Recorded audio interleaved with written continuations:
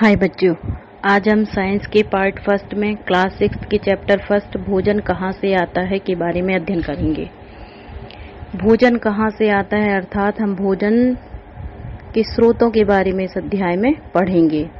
जैसा कि हम सभी जानते हैं कि सभी सजीवों के लिए भोजन की आवश्यकता होती है। हम ये भी जानते हैं कि पौधे अपना भोजन प्रकाश संश्लेषण की क्रिया के द्वारा स्वयं बनाते हैं, परंतु सभी जीव जंतु अपना भोजन स्वयं नहीं बना सकते। वे या तो पौधों पर या जंतुओं पर अपने भोजन के लिए निर्भर करते हैं। अब हम देखते हैं क्रियाकलाप 1 में खाद्य पदार्थ। जैसे हम जिस समाज या मोहल्ले में रहते हैं, उस समाज या मोहल्ले में सभी जाति के लोग रहते हैं, तो खाद्य पदार्थ कुछ दोस्त हमारे अलग राज्यों से आए हुए भी रहते हैं, तो खाद्य पदार्थ तो वही रहेंगे, लेकिन सबके बनाने का तरीका अलग अलग होता है।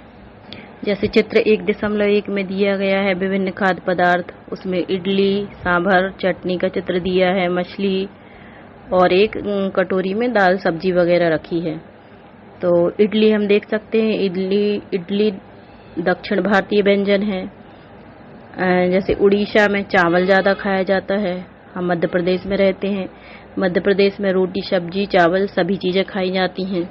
हमें वो सारणी दी गई है 1.1 में कि हम क्या खाते हैं, तो हम उसमें अपने कक्षा के दोस्तों के 3 दोस्तों के नाम लिख सकते हैं, क्योंकि 3 लाइनें दी गई हैं और पूरे दिन खाए गए खाद्य पदार्थ। तो हम अपने कक्षा के दोस्तों से पूछ सकते हैं कि भाई आज तुमने क्या खाया, और उस सारणी में भर सकते हैं। अब हम ये देखते हैं कि हम किसी अपने खाद्य पदार्थों को तैयार कैसे करते हैं। जैसे कि यदि हम कच्चा चावल लेंगे तो उसमें क्या क्या लगेगा। एक तो चावल लगेगा और दूसरा चावल बनाने के लिए सिर्फ पानी लगेगा। अर्थात जब हम किसी चीज़ को बनाते हैं तो 2 पदार्थ या संघटक की आवश्यकता होती है। संघटक अर्थात कच्चे पदार्थ। यदि हम सब्जी बनाएंगे तो सब्जी में कई संघटक की आवश्यकता होगी। जैसे कि हमें सब्जी भी चाहिए पड़ेगी, अर्थात कच्ची सब्जियां, है ना, नमक, तेल, मिर्च, मसाला आदि सभी की आवश्यकता होगी। इसमें 2 या 2 से अधिक पदार्थों की आवश्यकता होगी, तो इन्हें हम संघटक या कच्ची सामग्री कहेंगे। सारणी 1.2 में भी दिया गया है खाद्य व्यंजन और उनकी कच्ची सामग्रियां। खाद्य पदार्थ और कच्ची सामग्री, जैसे रोटी या चपाती बनाने के लिए क्या क्या लगेगा, अर्थात कच्ची सामग्री या संघटक कुछ भी बोल सकते हैं। आटा और जल, दाल बनाने के लिए कच्ची दाल, जल, नमक, तेल, घी, मसाले। उसमें एक कॉलम और दिया है, तो उसमें अपन सब्जी जोड़ सकते हैं। कोई भी सब्जी ले लो, आलू, गोभी, तेल, मसाला, पानी। तो इस प्रकार हम इस तालिका को भरकर पूर्ण कर सकते हैं। अब हम देखते हैं खाद्य सामग्री और उनके स्रोत, अर्थात हमें खाद्य सामग्री कहाँ से प्राप्त होती है। सबसे पहला एक तो हमें प्राप्त होती है पौधों से।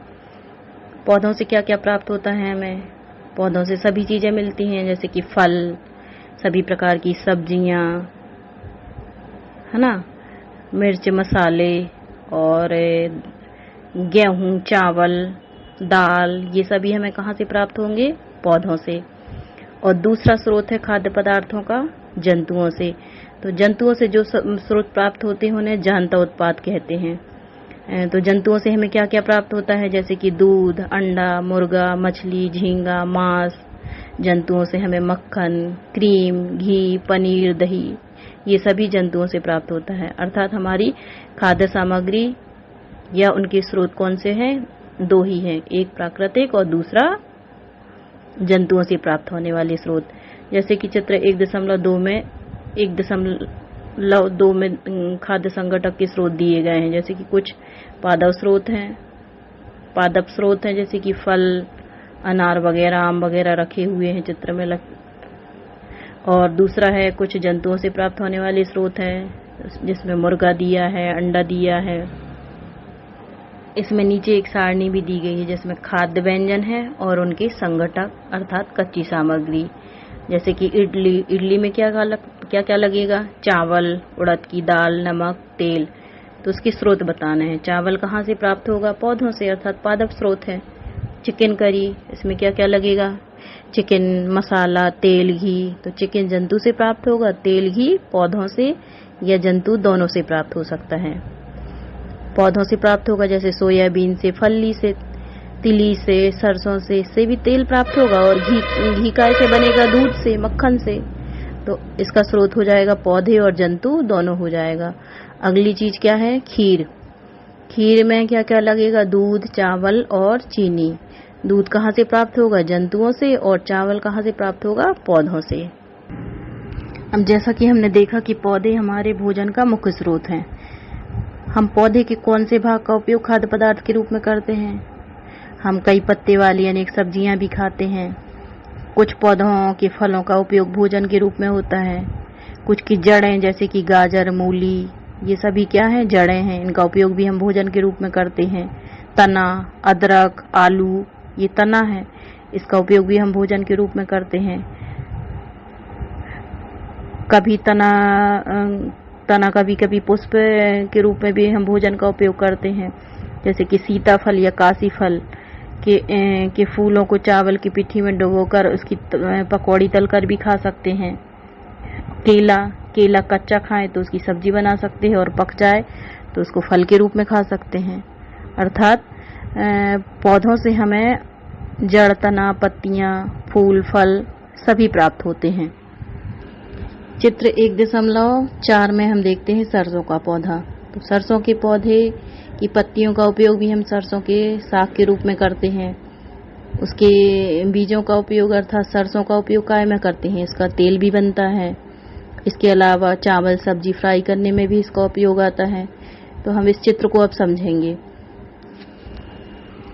प्रत्येक पौधे में जड़, तना, पत्तियां, पुष्प, फल, ये सभी भाग पाए जाते हैं। इस सरसों के पौधे में भी हम देख सकते हैं एक लाइन खींची है, उसमें नीचे जड़ें बनी हैं।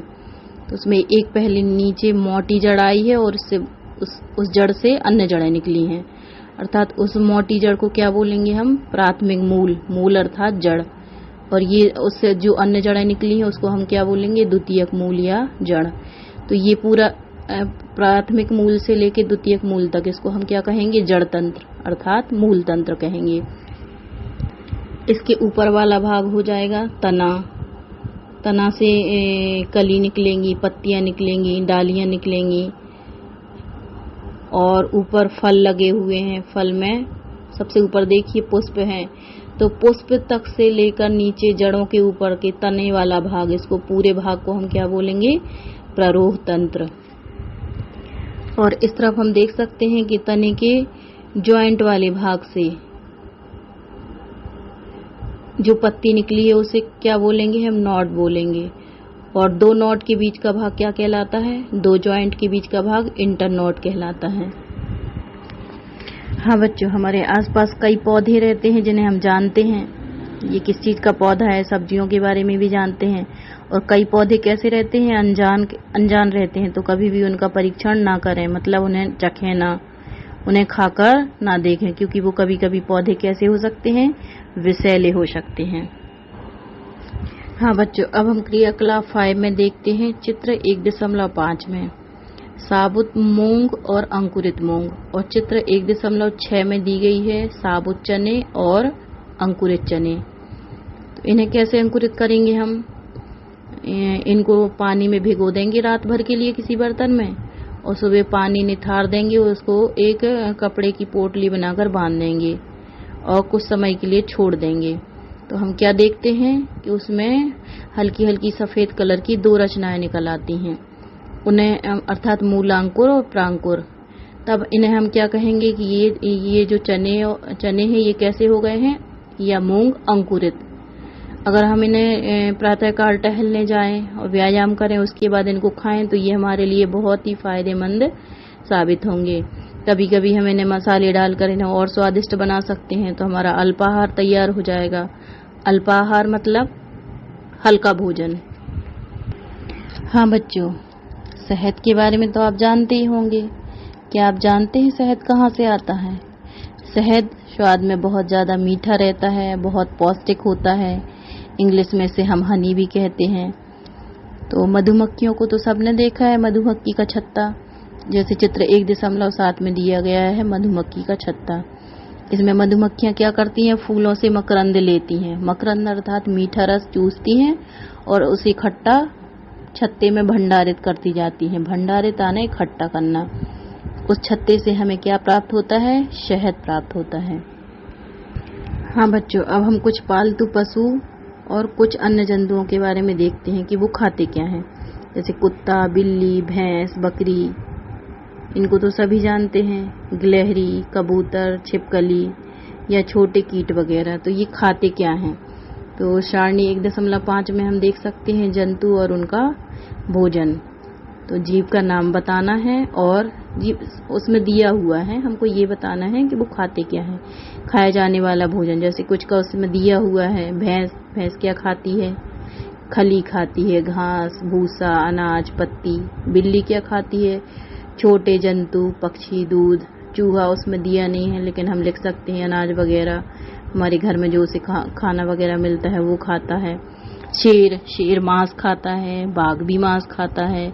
मकड़ी कीड़े मकोड़े खाती है। छिपकली भी कीड़े मकोड़ी खाती है। गाय घास, खली, भूसा खाती है। अनाज भी खाती है। रोटी सब्जी वगैरह भी खा लेती है। मनुष्य पौधों से प्राप्त होने वाले उत्पाद और जंतुओं से प्राप्त होने वाले उत्पाद सभी को खाते हैं। तितली फूलों से रस लेती है। कौआ गंदगी खाता है, अर्थात गंदगी को साफ कर देता है।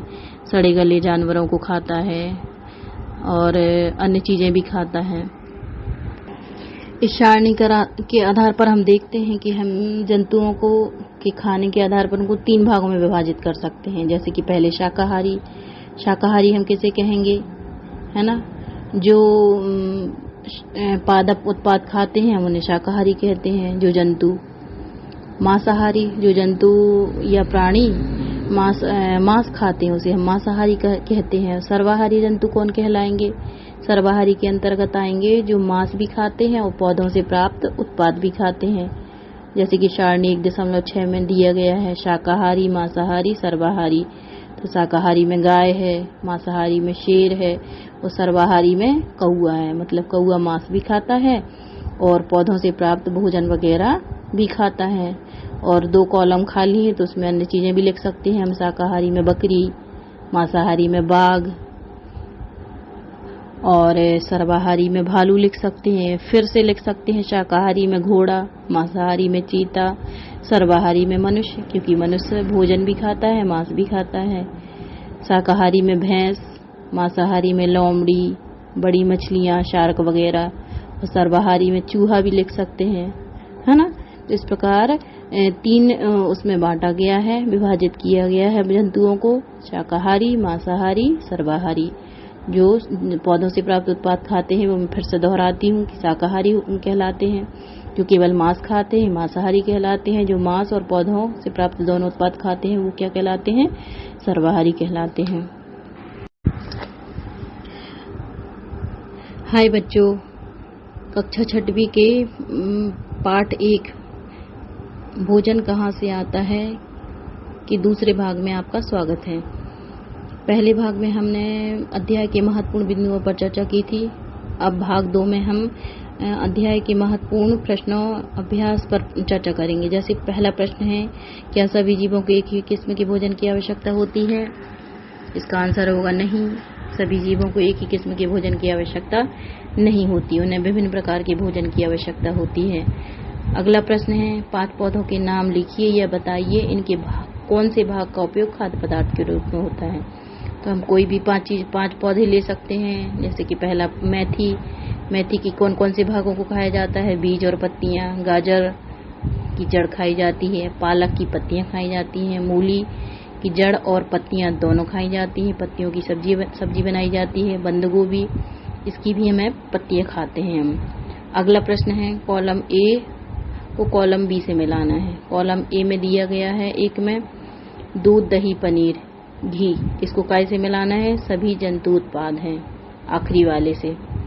अगला है पालक, फूल गोभी, गाजर, इसको तीसरे से मिलाना है, सभी सब्जियां हैं। तीसरा है शेर एवं बाघ, इसको पहले से मिलाना है, दूसरे जंतुओं को खाते हैं ये। अगला है चौथा शाकाहारी, इसे दूसरे से मिलाना है, पादप एवं पादप उत्पाद खाते हैं। अगला प्रश्न है, रिक्त स्थानों की पूर्ति कीजिए। जैसे कि है क्योंकि यह केवल मांस खाता है। हाँ, तो बच्चों क्या है, बाघ एक मांसाहारी है क्योंकि बाघ केवल क्या खाता है, मांस खाता है। दूसरा है हिरन, केवल पादप उत्पाद खाता है, इसलिए हम इसे क्या कहेंगे, शाकाहारी। हमने अभी पहले भी समझ चुके हैं पहले भाग में कि जो केवल पादप उत्पाद खाते हैं वो क्या कहलाते हैं, शाकाहारी। तोता केवल खालिस्तान उत्पाद खाता है, केवल तोता पादप उत्पाद खाता है, फलों को, मिर्ची को, है ना, इत्यादि। अगला चौथा है, जो खालिस्तान हम पीते हैं वह प्रायः गाय, भैंस या बकरी से प्राप्त होता है, इसलिए जंतु उत्पाद है। तो हम क्या पीते हैं बच्चों, दूध, है ना। तो चूंकि दूध हमें गाय, भैंस या बकरी से प्राप्त होता है, इसलिए ये जंतु उत्पाद होगा। अगला क्या है, हमें चीनी खालिस्तान से मिलती है। तो हमें चीनी कहाँ से मिलती है, गन्ने से मिलती है। इसी के साथ हमारा भाग 2 समाप्त होता है। आशा करते हैं आपको वीडियो पसंद आया होगा। यदि आप प्रश्नों के उत्तर लिखना चाहते हैं तो वीडियो को पॉज कर सकते हैं या फिर स्क्रीनशॉट लेकर इसको लिख सकते हैं। हमारे सभी वीडियो देखने के लिए आप हमारे चैनल को सब्सक्राइब करना ना भूलें व बेल आइकन का बटन अवश्य दबाएं। धन्यवाद।